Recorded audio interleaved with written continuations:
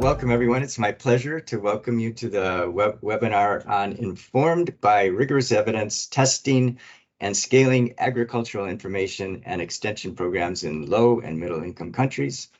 My name is Frank Place. I'm a Senior Advisor at the International Food Policy Research Institute, and I'll be the moderator of this session. I also co-chair the Agricultural Working Group of the International Scaling Community of Practice.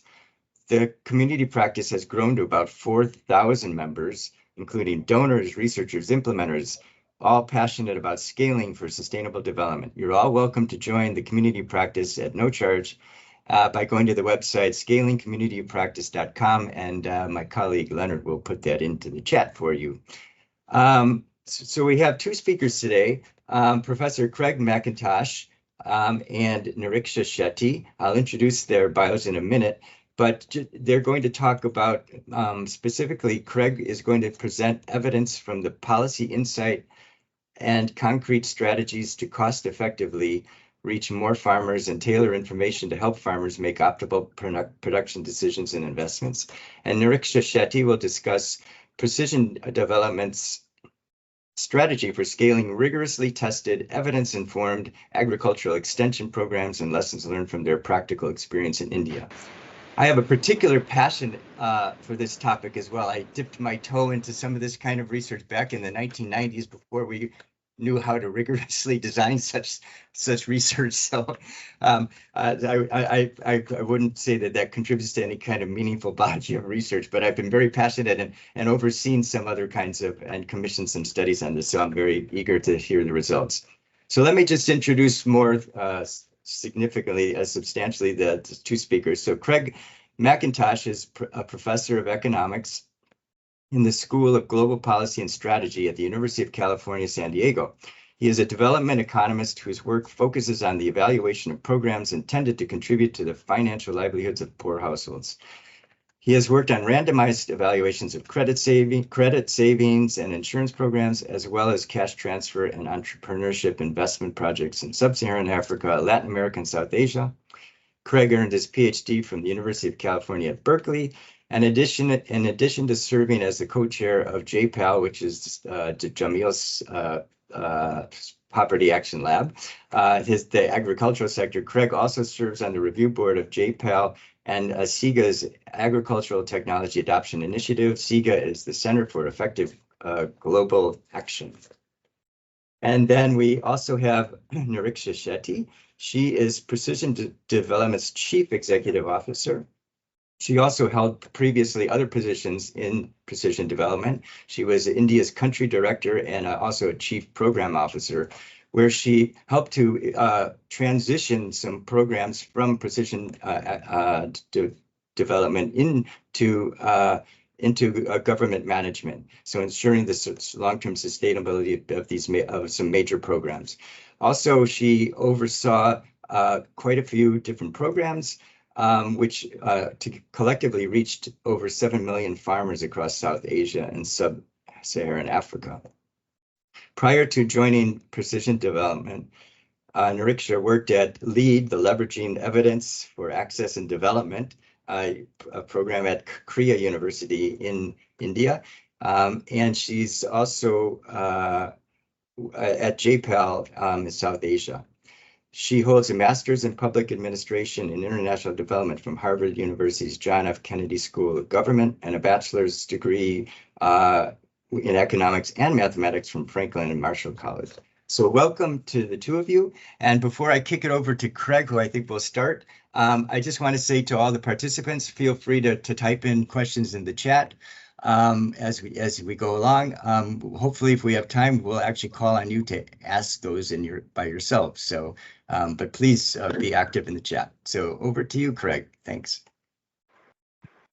Thank you so much for that generous introduction, Frank. There's never any shortage of acronyms in the development world to go through, so that was quite a tour de force. So if we could go ahead and start the slides, that would be great. And let me also express my thanks to Niriksha for being willing to take her time to come talk today. So what we're going to do is kick off with a quick introduction of the institutions that are involved. in the generation of the evidence that I'm going to discuss. I'll take about 20 minutes or so to talk through the evidence base that the Agricultural Technology Adoption Initiative has built around this issue of agricultural extension and information interventions. And then Niriksha will talk for about 15 minutes about precision development, which is kind of the great success story from our network in terms of taking the technologies and the ideas to scale and really going out into the world and making this happen at large scale. And then I'll just wrap with a couple of thoughts that are sort of from our overall portfolio about scaling, and then we'll hand over for Q&A. So. To begin the overview, I'll just talk a little bit about JPAL, which is the Jameel Poverty Action Lab based at MIT. So this is an organization that is a very large group of researchers, most of whom are academics, who are doing work that are randomized controlled trials. So following in the spirit of clinical trials in medicine, where you have really well-defined treatment and control groups, this is the most transparent environment in which one can build up a very straightforward view of the impact of programs. So what JPAL has really tried to do is to move the needle beyond the research, which is what the academics would naturally do, but then also moving into trying to do policy summaries and policy outreach to inform policy and practice, and then moving on to education and training as well. So doing all kinds of outreach, putting together the kinds of policy briefs that we hope will be influential for policymakers in this type of thing.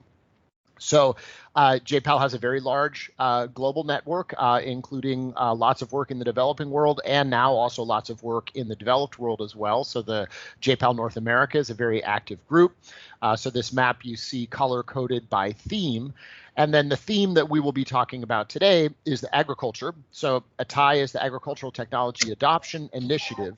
And this is a consortium that is jointly held between JPAL and then SIGA, which is another consortium of researchers on the West Coast, mostly University of California folks. So put together, these two groups have almost 1,000 affiliated researchers located all over the world who are eligible to apply for funding. We launched in 2009. We funded 85 projects over the course of that time in 18 different countries. And again, as with JPAL overall, we're working to try to synthesize that evidence and move towards policy outreach and scaling where appropriate. So what I'm going to talk about today is specifically the evidence based on agricultural extension.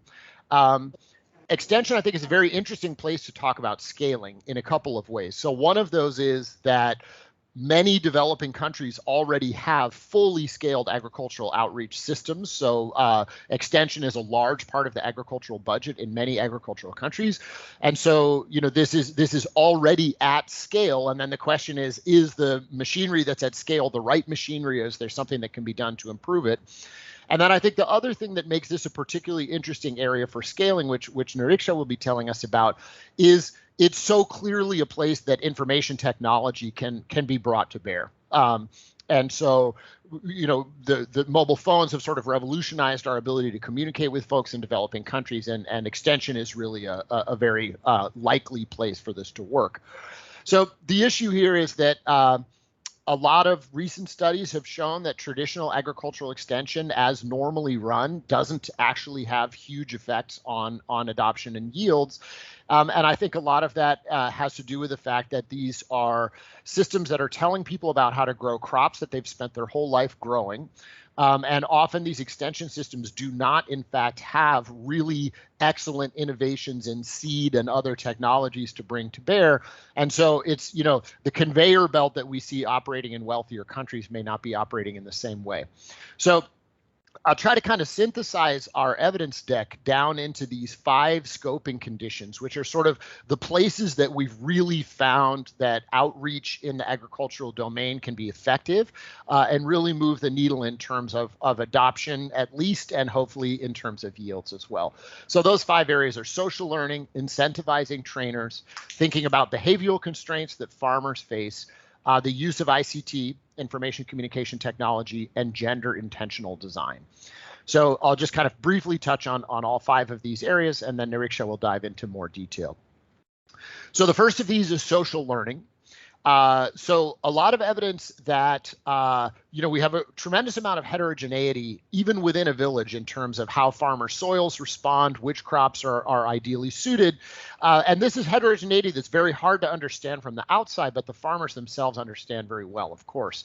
And so one of the key features that we found is that there's this very strong pattern of dissemination within villages, particularly across people who understand that they have similar farms. And so where you have a lack of capacity or where you have a lack of trust in recommendations, this sort of peer-to-peer dissemination of agricultural information appears to be extremely important.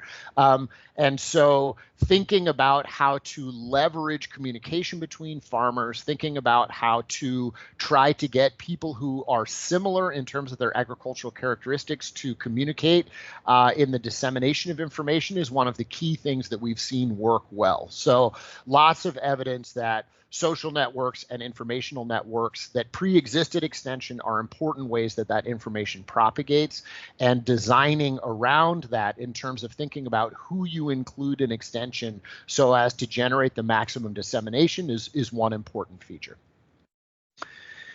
So a second important feature is thinking about the issue of incentives of the agents who are supposed to be doing extension, right? So many times these are folks who are paid on salary and therefore kind of have very weak incentives on the margin to exert additional effort and to really be out trying to work harder and propagate information. So we have a number of studies showing that incentives matter in agricultural extension. So structuring pay contracts in a manner that really provides marginal incentives for folks to be active and engaged is important. Interestingly, we've also seen similar things even among agro dealers. So, one of the key issues that we face in technology is you have this whole intermediating layer, let's say, of seed propagators who sit between the abstract seed technology and scaled adoption by farmers. And there are even incentive problems in that space as well. So that try to motivate agro dealers by linking their pay scale to sales and dissemination. These things have been shown to be effective in a number of randomized control trials. So it really does suggest that thinking about the industrial organization seriously, thinking about incentives, and also thinking about feedback loops where you're giving farmers the capacity to provide feedback on the quality of services that they're getting, to complain if they need to complain, to commend where that's appropriate. These are feedback loops that are much easier to build with ICT, and our evidence deck is suggesting that that is significant and it does make a difference to the quality of performance. So a third area is just trying to think about some of the behavioral constraints, and particularly just the very high dimensional complexity with so many different forms of inputs that extension officers may be telling people that they should be using, so many different brands, and then also all of these complications around when it's optimal to apply things, how much to apply, et cetera. So this is just an example of a couple of studies that we've had that have worked to simplify the core decisions down. So on the left, you see a leaf color chart, which is a method that basically tries to help farmers understand exactly the season in which it is optimal to apply fertilizer to crops. And on the right, you see a measuring spoon whose purpose is to basically simplify the process of how much fertilizer of which types am I supposed to use at planting and top dressing time. And our studies are showing that these things that kind of simplify the process can really improve adherence, not just am I using these inputs at all, but in many cases in South Asia in particular, people are actually overusing inputs, which is kind of carries a double cost in the sense that it has both a financial and an environmental cost. And so trying to get people to kind of right size and right time their input usage, these kinds of informational shortcuts can be pretty effective. So a third domain, and one that Niriksha will be talking about in more detail, is the issue of trying to use ICT to reach farmers directly. So clearly the mobile phone is the entry point, and then the question is how exactly to do this. If farmers have smartphones, that obviously opens up a lot more possibilities in terms of what can be done. But even on feature phones, there are lots of technologies like IVR and things along these lines that open up the possibility for mass scale communication with farmers, conveying tailored information at very, very low marginal cost. Of course, the problem with all of these ICT interventions is that it is conceptually possible that they become so light touch that they're not really perceived by the farmers at all. And so trying to figure out, the timing and the informational content and the channels to really make this effective, that's kind of the hard work. And that's really the work that precision development has been doing to try to get into the details of how to make this work. So our kind of flagship study in this domain, which in many ways was seminal to the creation of precision development, is this Cole and Fernando study. And I should mention that we'll be sharing slides, and the slides all have links to the papers that I'm talking about. So to the extent that folks wanted to do a deeper dive, that information's all in the deck. So this is a study that was in Gujarat in India, working with farmers who are growing cotton, cumin, and wheat. So what was done was the construction of a mobile platform whose purpose was to try to help farmers improve the use of inputs for these crops. The study was very successful in terms of driving input use with ICT, increased expenditure and adoption of inputs.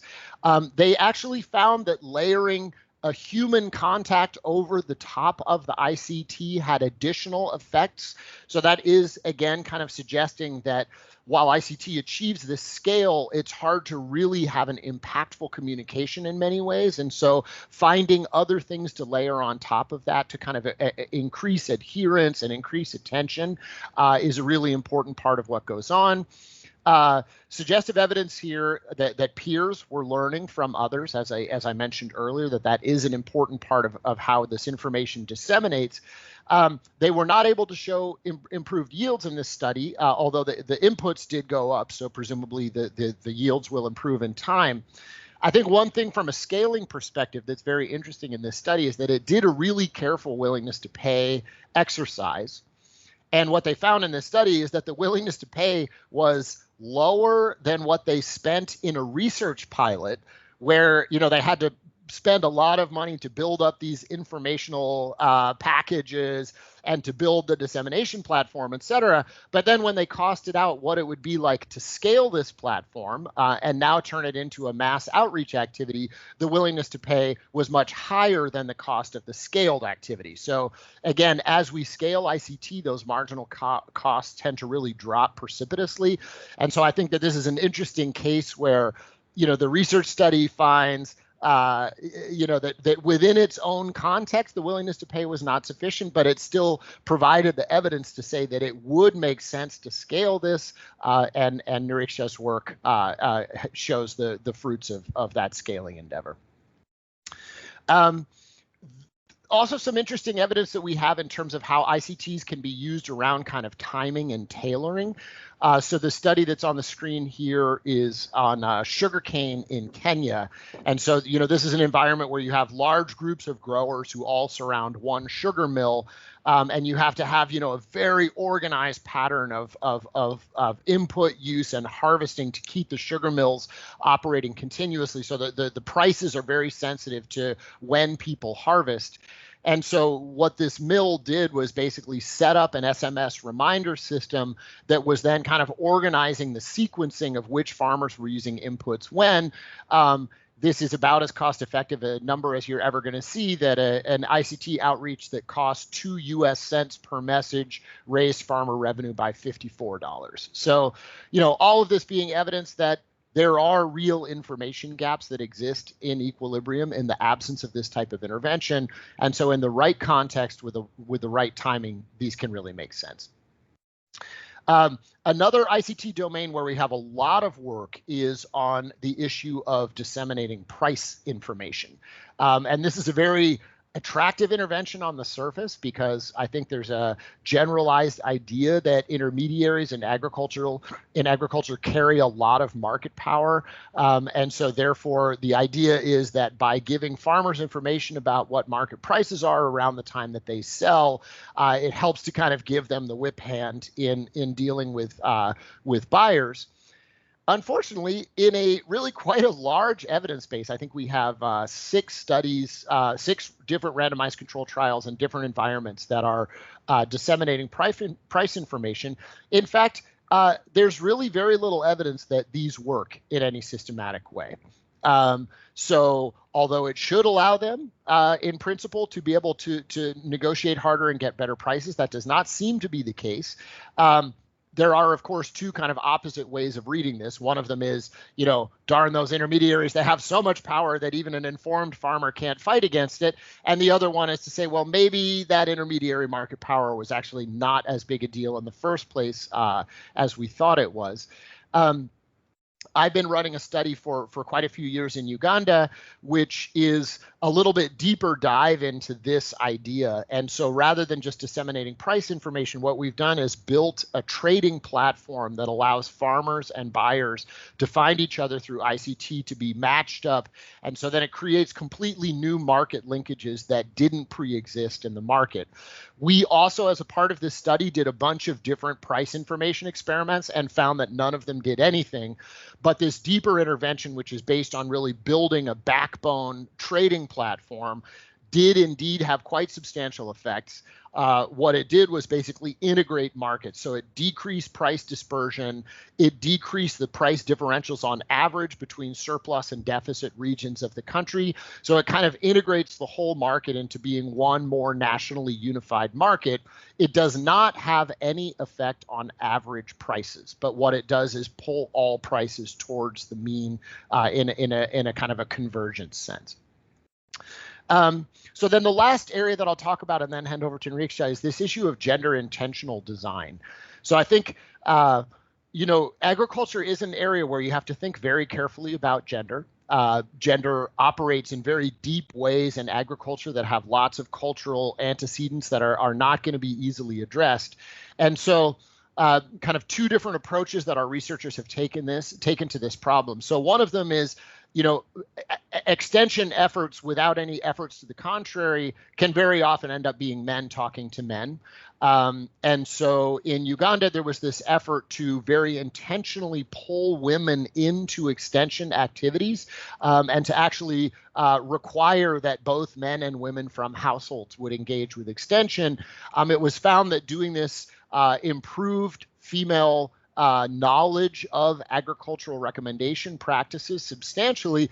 And then interestingly, women who participated in these trainings subsequently reported a greater decision-making power in agriculture, so that this improved information actually translates into something consequential within the household. And then finally, the idea that women are facing these very multidimensional constraints, and that can make it hard to just say, come to an agricultural extension meeting. And so this program in Bangladesh was then bundling agricultural extension in with nutrition and gender sensitization. So in other words, taking programming that was obviously gender focused and then thinking of agriculture as another kind of information intervention that can be made gender focused. And so, this sort of triple approach led to a really substantial increase in self-reported empowerment among women in Bangladesh. So then, overall, just stepping back a little bit, agriculture is a very complicated space. There's lots of heterogeneity. There's lots of unobserved differences that are very difficult to understand. That's true for researchers. That's true for farmers as well. And so one of the things that we found is that because of that heterogeneity, it can be hard to really aggregate up these evidence bases.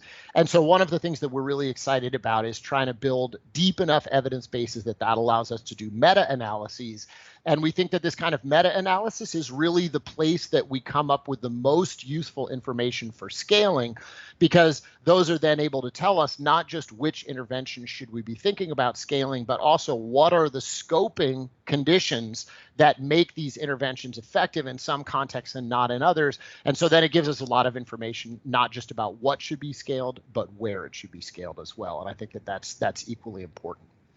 So with that, let me hand over to Niriksha, and she will tell us about the exciting adventures of precision development as it has grown in South Asia.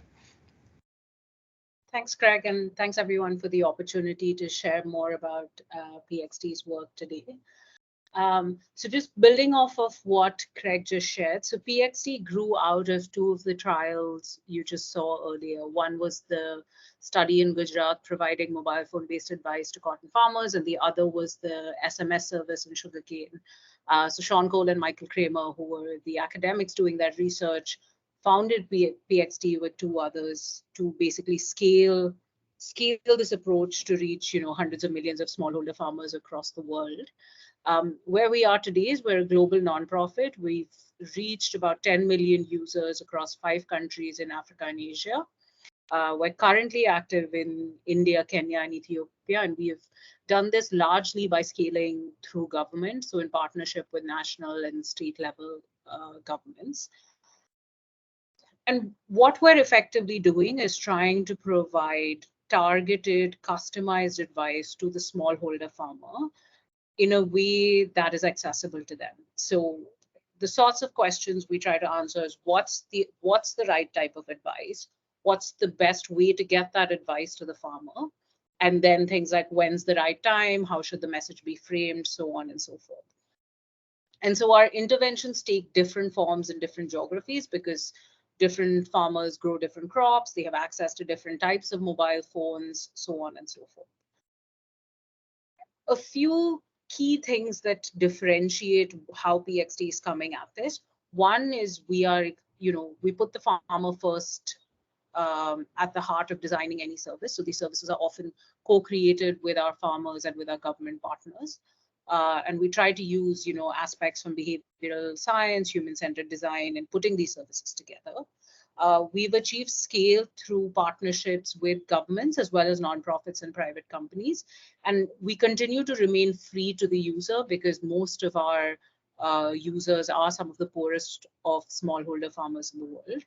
And the third thing is this idea of iteration and experimentation as you scale.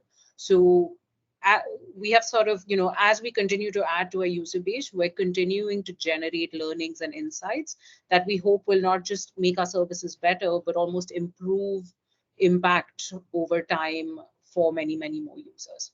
And a key part of what we're trying to do is add to the evidence base as well. So we hope to share our data and learnings more publicly. So, the ecosystem can benefit as well. I think we always say we're trying to build the market, not capture the market share. And, that's very much at the ethos of what we're trying to do here. So even as Craig was talking through some of these studies, I think there's a lot of learnings across the ecosystem that can help us design better services for farmers. I think a key thing to flag, and this was getting at the point made earlier about willingness to pay and cost, I think you'll see that these types of services are sort of costly upfront to design because they require you to, set up the platform, figure out what's the right type of content, figure out what works.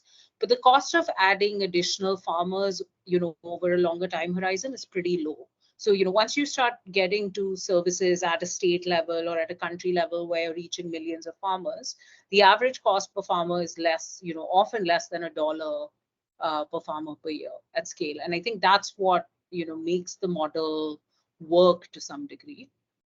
So one example I'll dive into is one of our flagship programs, which was with the state government in India. It's called Amakrushi. So this was conceptualized as a build, operate, transfer program, where PXD would come in and set up the program, figure out what's the right channel, what's the right advice, build the systems, the databases to run this program over a period of 3 years, and then hand it over to the government that had committed to running it, over a longer term horizon and continuing to scale it. So Amakrushi today reaches about 6 million farmers in the state in India. It covers over 20 value chains, over 28 value chains. And it, was a combination of government and philanthropic funding coming together to make this happen. I think the key thing to highlight here is we built the service, developed it, and ran it independently up until 2021. I guess not independently, but with the government. And then after 2021, we went through a process where we handed over the service entirely to the government. And it now continues to scale and run with only government funding. So the philanthropic funding and PXT were able to make an exit, from the service. And there's this key idea here of, one of the ways we think you can scale evidence, which is this idea of this build, operate, transfer model. What we've generally seen is there is, governments often can and are able to pay for implementation at scale. They run large agricultural extension programs. Many of them even run digital agriculture programs. And, there's some reallocation of resources often that can enable this service delivery at scale, either directly or in partnership with other public funding like multilateral or bilateral funding. But where we often, run into a wall is what we call the risk capital to set up these services. So, often there's a risk aversion in, wanting to see proof for the particular context that you're trying to work in. There's some concerns on, the costs of setting up the service, the cost of doing the innovation or adaptation to figure out what are the key pieces of information that you can deliver and what's the right way to deliver them. And that's where we have seen this almost bringing this like donor government match together can be quite interesting in catalyzing scale. So in the case of this particular program, we had the donor come in and commit to pay for 3 years of setup costs. And through that time, the government continued to pay for some of the implementation costs. So things like the phone lines, things like the agronomists and so on. But over time, that has transitioned entirely to the government. And now they have a small management team that they've contracted out to continue to run the service. So this is just one model that has allowed PXT to catalyze the type of scale that it has been able to. But coming back to Amakrushi, at its core, what we were trying to do is build a two-way advisory service that provides farmers information at critical points in the season, tailored to their crop, their land type, where they live, what language they speak, and so on. And if they had additional questions, they could call back into this hotline, listen to previous content. So it was built for simple phones. It was not built for smartphones because when we were doing this intervention, I think less than 20-25% of farmers even just owned a smartphone. I think usage is a second order question. So this was largely built for voice to account for different dialects in different parts of the state and so on. And our theory of change has been, if you're able to provide, if information is the binding constraint or one of the binding constraints, and you're able to provide promising information or high impact information, through mobile phones in a way that farmers can consume them, then that's likely to lead to knowledge improvements, better adoption, and ultimately either improvements in yields or reduction in crop loss or improvement in profits and so on. And so one example of this, and again linking back to the evidence, is for this particular state, flood related damage was a huge problem.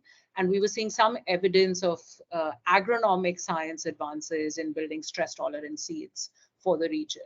And we started incorporating that content into our advice, targeted to farmers that live in flood prone areas. And we did some quick experiments as we were scaling to see, whether promoting this type of advice could lead to increased adoption.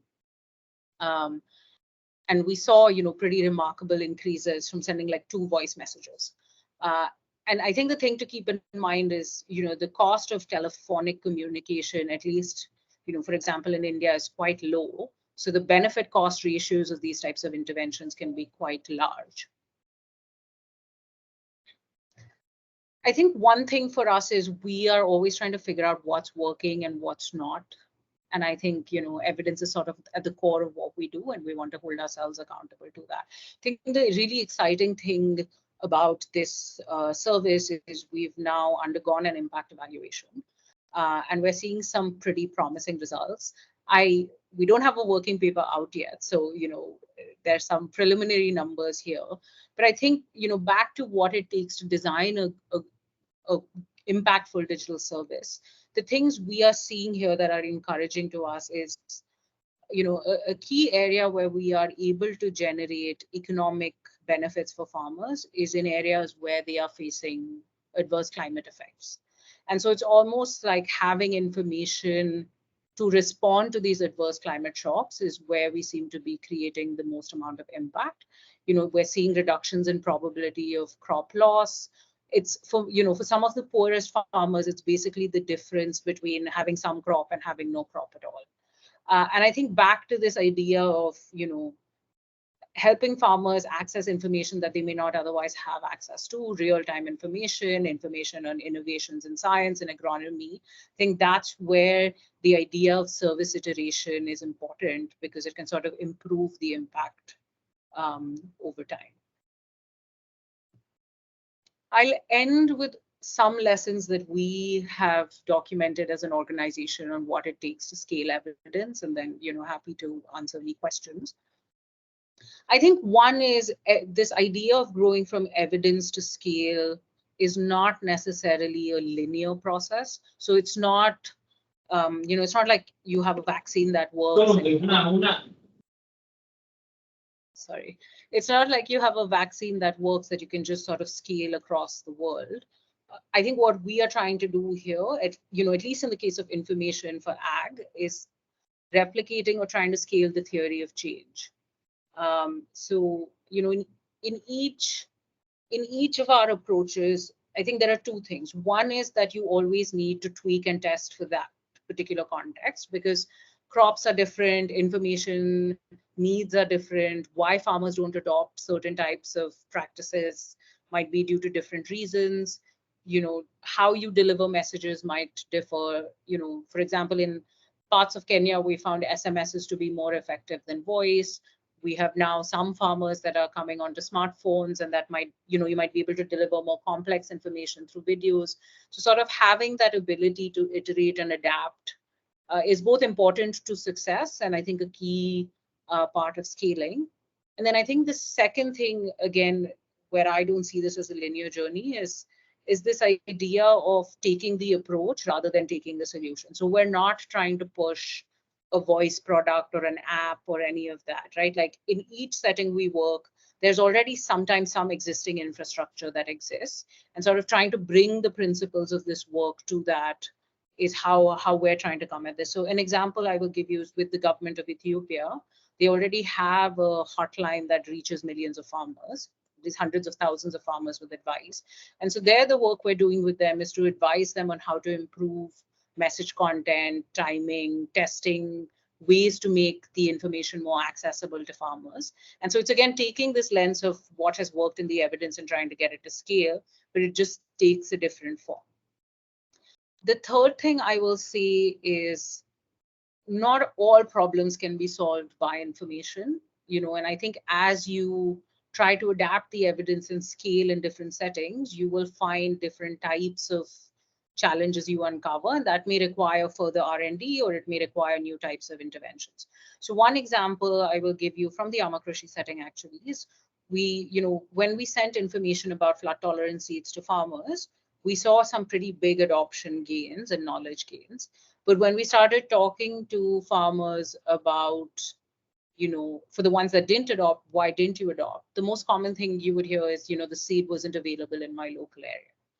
And so going back to the evidence, we saw that there were lots of interventions being done, where potentially distributing free seed kits to agro-dealers could spur sort of stocking decisions for the future, or it could just generally improve the market.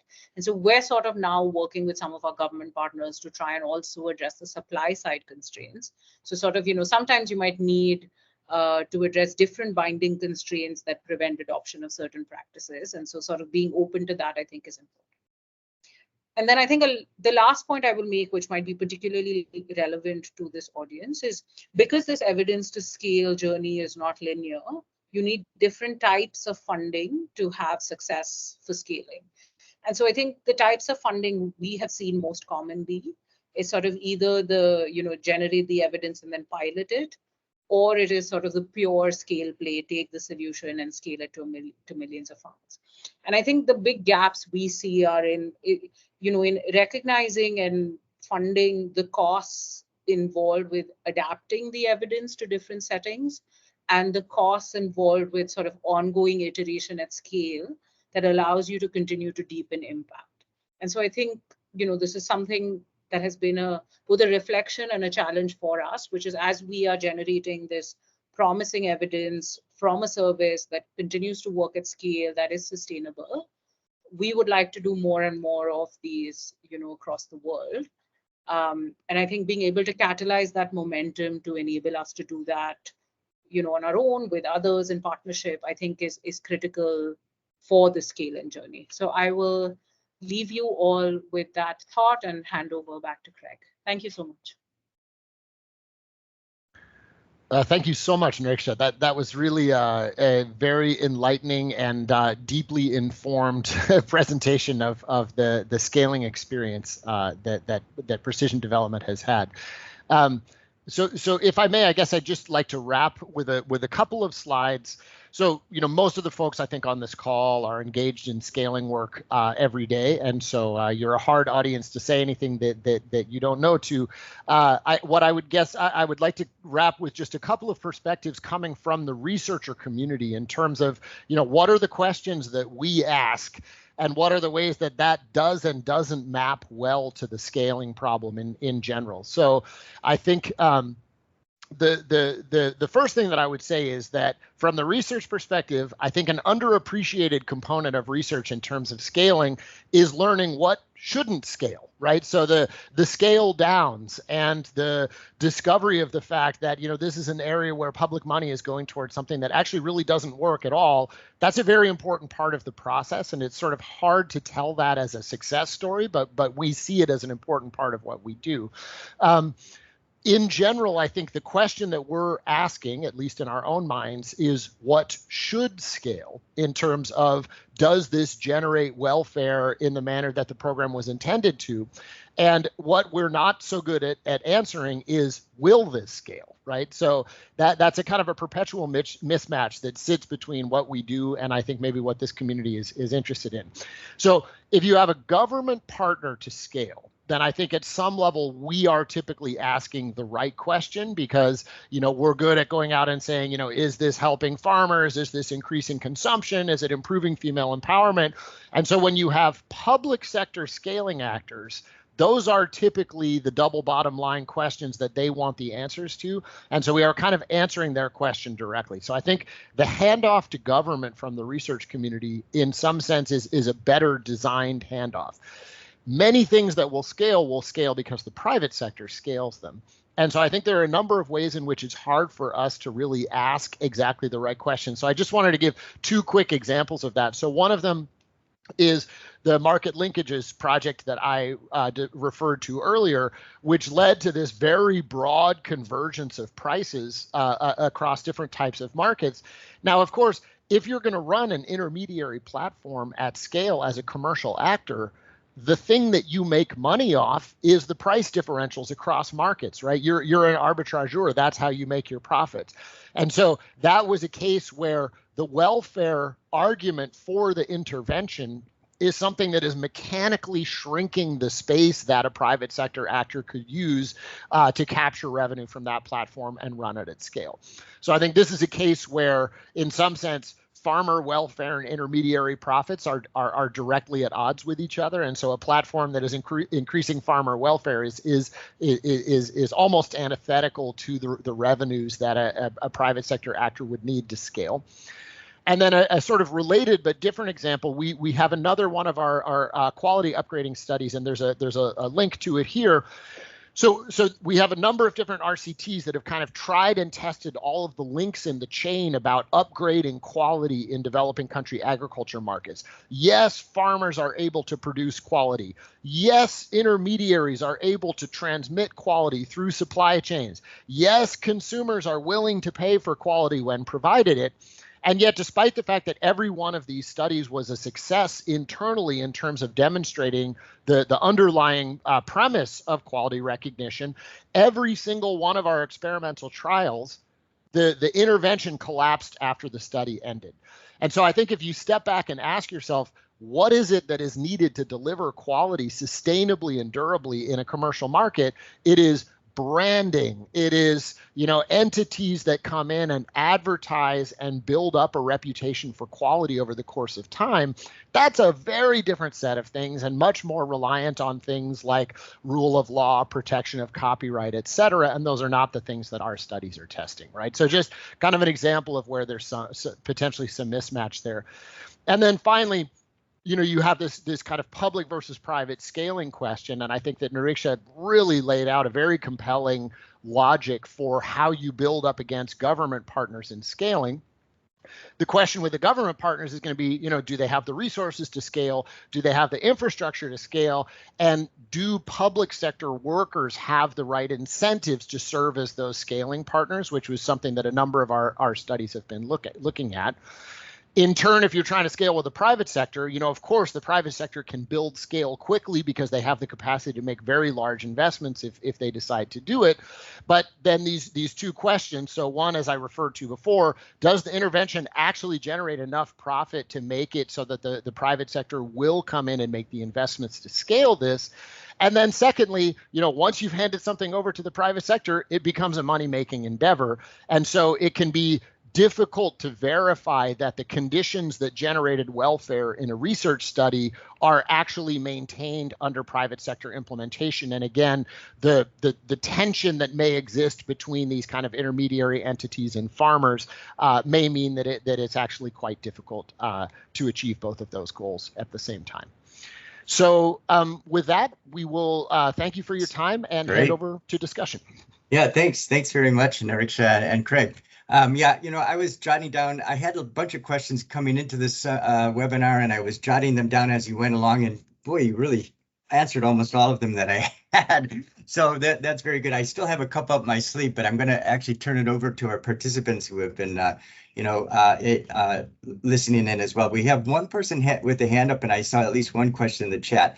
So Kirundara Ramandan, you have your hand up, and then Peter Goebbels. So go ahead if you can unmute yourself and ask your questions. Well, let's try to take a bunch of questions in a row to save time so we don't have too much time.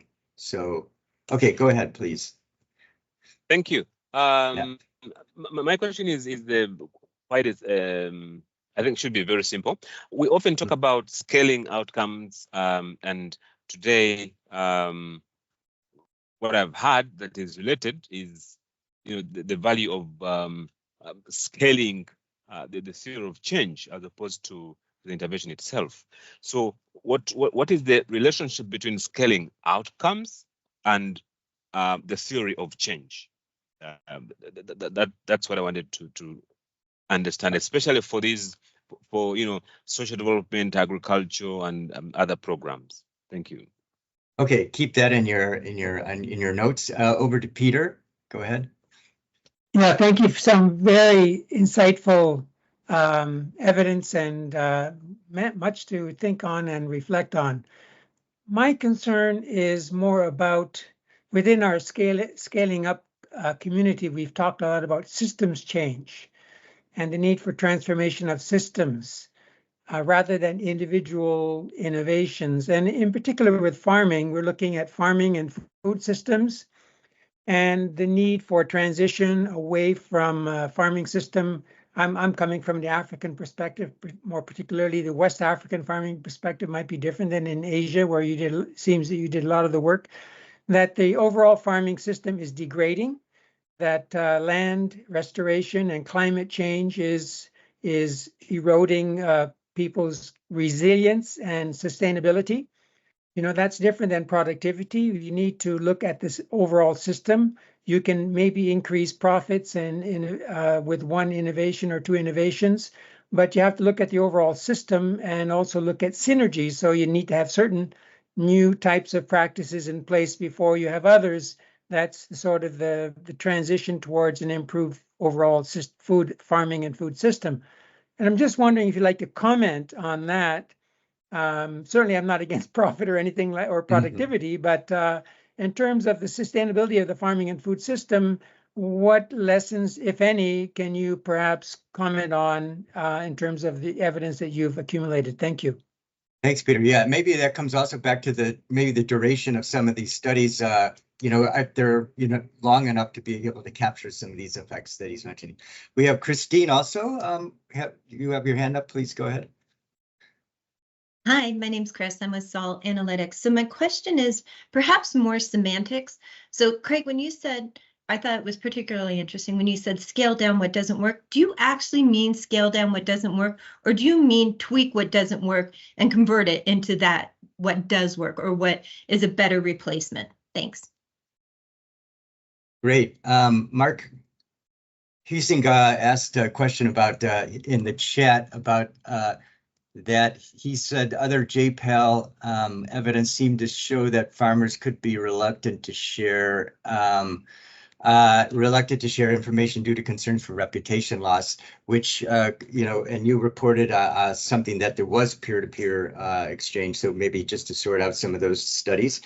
And then maybe I'll leave you with two of my own just questions. So you mentioned that in the context of doing these meta-analyses, which I think are super important, and then trying to figure out how to adapt some of those lessons into different contexts. What are some of the areas of research in this area of information that you don't have enough studies on? Is it certain geographical areas, certain types of let's say technologies, et cetera? Are there certain types of actors?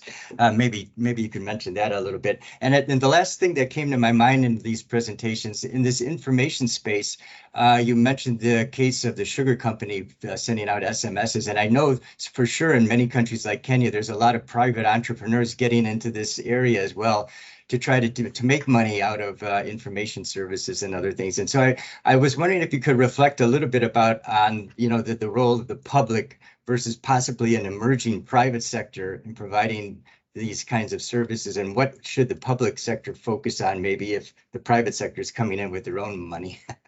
So those are some of the questions that I had. So maybe over to you, and if we have time, we could take another round, I guess, but let's start with those. Well, Niriksha, the first question was on scaling the theory of change. I think that was for you. Do you want to take that one? Yeah, I don't know if there's a straightforward answer. I think it depends a bit on the type of intervention. I think, in terms of the scaling outcomes piece, we all do this work because we want, farmers to have more climate resilience or less losses or more productivity. But I think the point I was trying to make is, what is your sort of pathway to impact? And there might be different ways to achieve it. So if, a key approach we're talking about is getting farmers access to information, and information that is designed for their challenges, that is informed by evidence, that is customized and targeted. One way is for us to build those systems out. Another way is to work with existing systems and try to make them better. And that could be existing government systems, it could be existing private systems, it could be either or. And I think if the hope is that then that gets to the same impact pathway and outcomes. And hope is great, but it would also be nice to test and see if it's actually doing that or not, and learn if it works. So, that's the approach we're coming at it from. I don't, I hope that answers the question. I don't know, Craig, if you want to add. That's great. Niriksha, were there any of those other questions you'd like to take a bite at, or? So I think on the farmers being reluctant to share information one, Craig, I'll let you speak to the evidence, but I think what we've seen is, particularly for certain groups of farmers, social networks can be quite strong, and peer-to-peer learning is a particularly powerful and trust-based way to scale information. And I think the piece, I guess I am personally quite interested in, is the idea of, women self-help groups where technology access is quite fragmented. And so leveraging, either extension workers that have access to phones, or within those groups, women that have access to phones, and trying to do some information sharing. It sort of amplifies in an information asymmetry world the way to reach people with information. So, I mean, I think we're seeing some promising work there, but we have not rigorously tested it. So I'd be really interested to hear what the evidence says as well. Great. Yeah, thank you. So, okay, so let me take a crack then at some of the other questions. The system change question, that's an extremely difficult one, and I won't pretend to have any simple answer to it. I think it was obvious from the spirit of how I described what we do. We're a network of economists, and I think our approach is to say that farmer profit is typically the underappreciated component, and that agricultural systems being built by agronomists tend to focus too much on yield, and yield is not the thing that farmers pay attention to. Farmers pay attention to profit. Where you see really successful extension systems, like let's say in North America, those tend to be decades-long conveyor belts of technology that have, in a sense, bred a certain type of passivity into farmers, which is that they have a lot of confidence that that extension system is providing them with reliable technological advice. And so, you tell me this is the new seed, I grow the new seed. And so a lot of the issues that we're dealing with of trying to think about, how do farmers learn what they should believe and which systems to trust? I think in some sense, these issues are almost off the table in a lot of developed country systems.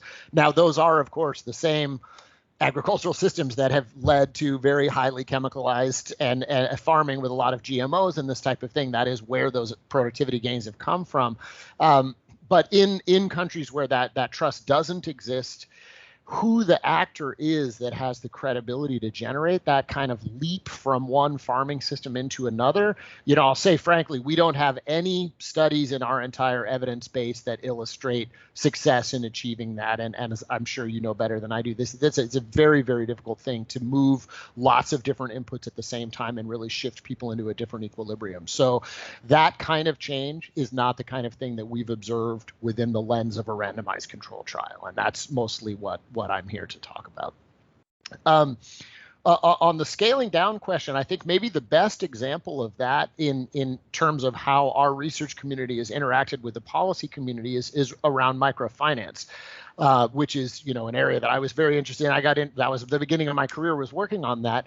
And as I think everyone knows, this was for sort of two decades or a decade and a half, kind of the best new idea in development.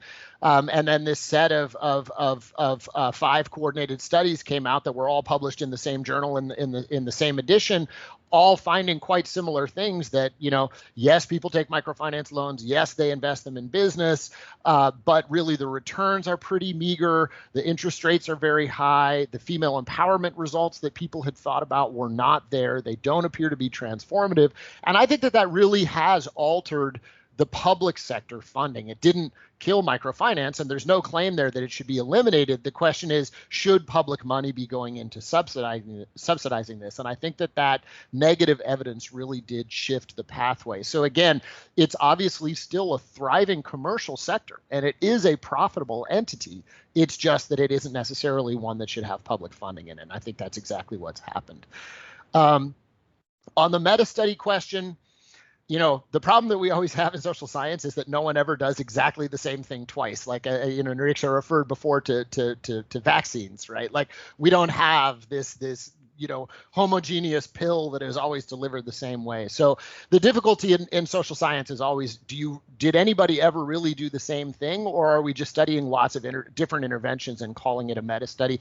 There's a measure of internal consistency that medical scientists use to measure whether a meta study is reliable, in the sense that there's enough consistency across studies. I don't think that any meta study ever run on any social science intervention passes that test. So it's a tool that I think we need to use more. There are a couple of areas. So there's quite an important new meta study that's just come out on the use of unconditional cash transfers. That might be one thing that is really homogeneous across contexts. In agriculture, you could imagine seed technologies where there would be enough homogeneity that you could think about doing this, but for sure the aggregation of evidence is a real problem. And that's why for ourselves in JPAL, when we're aggregating evidence, we're typically aggregating 5, 8, 10 studies, and that's not enough to do a statistically powered meta study. And then finally, sending information by SMS and the private sector. I mean, as everyone knows who's worked in the developing world, this is just a free-for-all. And if you have a phone that has been registered for a few years in a developing country, receiving just hundreds of SMSs a day. So I think the problem is almost not so much, what should we be doing, because the private sector is doing all kinds of things. It's almost like how to get up above that noise and register at all. And so I think Niriksha will have a better view on this than I do, but our experience from our Uganda project was that building a linkage so that you've touched in with that person, they know who you are, they know your phone number, they expect to have something coming from you, and so you've kind of built that linkage, that you've elevated your phone connection with them above spam SMS. That's like a starting condition to even be able to register on the attention screen of people at all. And so that does say that there's additional work that has to be done, and it may indeed be like face-to-face boots on the ground work that needs to be done to build the relationship on which you can then have a fruitful SMS interaction. And without that, I think you're just lost in the fog of war, basically. Frank, you're muted. Frank, you're muted. Sorry about that. Yeah, thank you, sir. Thanks very much, Craig. Niriksha, do you have any final comments from your side, Niriksha, before we break? I think I'll just build on Craig's last point, which is, it's not sending the message that's the rocket science. It's the figuring out how to send the right types of information to the farmer in a way that they will hear it and process it. And so on the government side of things, it is making that initial point of contact. It is having the trust. It is potentially having some boots on the ground to build that first relationship. And then I think there's a question of what is the farmer getting out of this? And, that may be a place for the private sector to innovate, where there may be natural incentives, where certain types of information could be beneficial for both the private sector company and the farmer, and they might be more willing to respond to that. And I think lots of the farmers we work with are, the thing I hear more is it's not yield maximizing or even, profit maximizing, sure, but it's primarily trying to avoid these losses due to climate change that, there are now ways to predict and support that didn't used to exist before, and trying to address that, I think, is really important. Great. Well, thanks so much. This has been fantastic, I think. And I can tell you, for one, I'm going to definitely circulate the PowerPoint and with all the links to my colleagues in the CG, because I think that there could be a lot of follow-up activities within my big organization anyway. So yeah, thanks very much. And thanks to all the participants too. Thank you very much.